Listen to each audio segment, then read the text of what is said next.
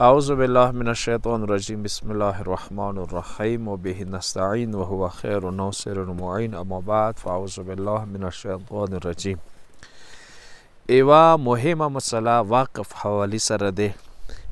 تو ځمکه واقف کا، کور د واقف کو، یو بل داسې شای دی چې هغه ته واقف کړلو، هغه به تو ملکیات نه ووتلو، هغه مالک به ته نه شوې.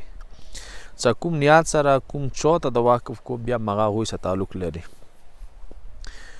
مو دلته کسو ځنه وخت کې دغه د واقف مسالې خیل فرضي ډېره زیاته کېږي چې انتهایي مو دې مسالې کې ځان نه ګنهګار کوو. مثلا زه به یو مثال دیر کوم. کور مې کې مثلا یوه دیره دی، یو مخصوص قوم دپاره واقف شوي دی، هغوی پیسې ورکړي دي دې حوالې سره. تو ته شرعاً اجازت نشته چې ته خپل مړی بیا هلته ښخ کړي. مو داسې ډېر کس وو واقف یې چا په نامې شوي دی، ته څه حق لرې چې مثلا غځې کړي. و هغه بیا یو قوم په نامې کله واقف شي، ته بیا یو 5 کسانو څه خبره وکړې چې یاره دغه قبر ما ته په 2 پیسو باندې راکړه، 5 کسان یې بیا واک نشي کوی. هغه ټول قوم کې فرد هغه ته ټول قوم چې به چا سې سرېږي. مثلا دلته اسې یو مثال دی، نوره داسې مثالونه تاسې نوره ورکوه شو بیا خپله، لکه هزاره قبرستان دی.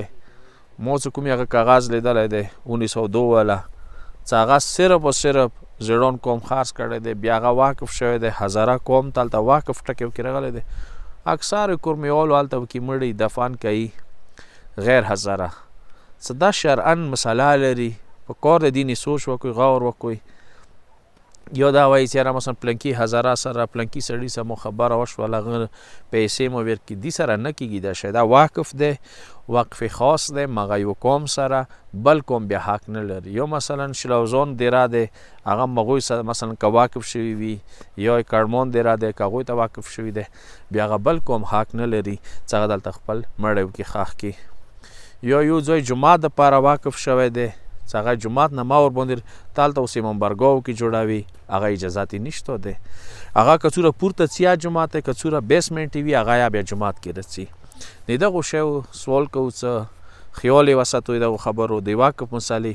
چې ته بیا ملکیت مالک شونې دعوا کوی نه چې ته ملکیت نه شی ووتلو، ته مالک نه شولې. واخر دعوانا الحمدلله رب العالمین.